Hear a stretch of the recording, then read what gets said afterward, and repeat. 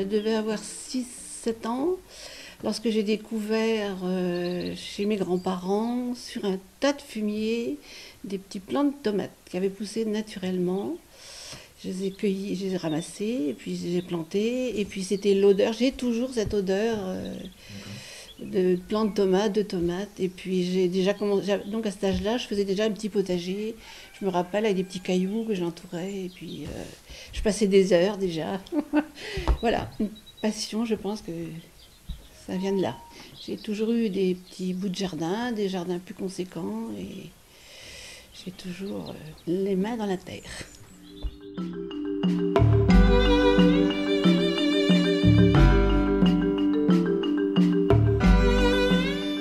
Alors mon jardin, eh ben, c'est une grande part de, de, de mes journées, de ma vie actuelle. J'y passe beaucoup de temps. Dès le matin, je vais voir ce qui se passe, ce qui s'est passé pendant les heures de la nuit. Voilà, je découvre les bourdons, un tas d'insectes, la plante qui a poussé en très peu de temps. C'est magique, voilà. Mais je ne cherche pas à faire un beau potager comme faisaient nos grands-pères ou nos grands-mères autrefois. C'était rectiligne, des salades comme ça. Voilà, c'était comme ça, le potager. Ça a évolué, ça a changé, et tant mieux. Ah oui, tant mieux. Et dans la pratique du potager aussi, de faire son jardin nourricier, ça a changé. Et puis bon, il n'y a pas, comme je n'utilise rien de nocif dans mon jardin, donc on a les saveurs, il n'y a pas, voilà, aucun pesticide, rien du tout. Vous voyez, bon, quelquefois, évidemment, il y a les maladies, mais que je tolère.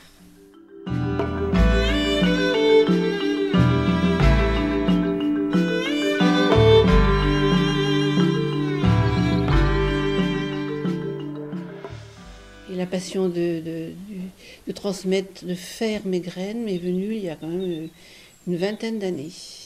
Avant, j'allais comme tout le monde, jardinerie, j'achetais mes plants de salade, machin, et puis bon, au fil du temps, de l'évolution, et puis bon, j'ai regardé, j'ai essayé de comprendre. Là, j'ai un séchoir à graines. Ici, là, ce sont des graines. C'est ma grainothèque, en fait. Alors, c'est une sacrée quantité. Oui, et puis j'en ai donné, et puis j'en donne, et puis lorsque j'ai des retours, on m'envoie des photos de la petite graine de tomate qui a poussé sur un balcon à Paris, et ben j'aime autant vous dire que je suis heureuse. Et je suis aussi assez satisfaite. J'ai 2 ou 3 personnes arrivées en retraite il y a quelques années qui, ça y est, mettent les mains dans la terre. Et elles ont des résultats.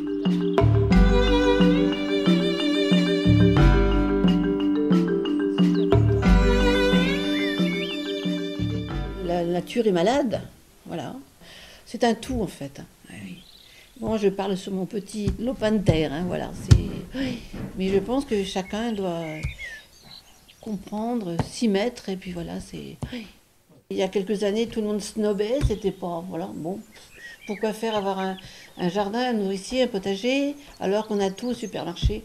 Puis bien maintenant, les gens se rendent compte qu'en fait, une salade fraîchement cueillie, un petit pois, un haricot, bon, les tomates c'est un peu spécial, c'est pas évident à réaliser. Il y a beaucoup d'échecs, mais bon, eh bien, il n'y a pas photo, c'est pas comparable, voilà.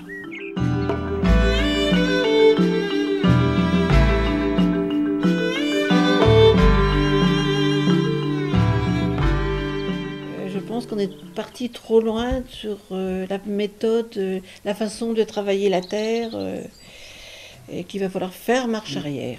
Ça, c'est clair et net, il faut comprendre ça. On a mis trop de choses, d'engrais nocifs, tout ça. C'est bon pour l'alimentation des bovins, des animaux, et l'alimentation des humains, non. Il va falloir se remettre en question, et il va falloir que les générations, votre génération, voilà, prennent part au renouvellement de l'alimentation pour se nourrir.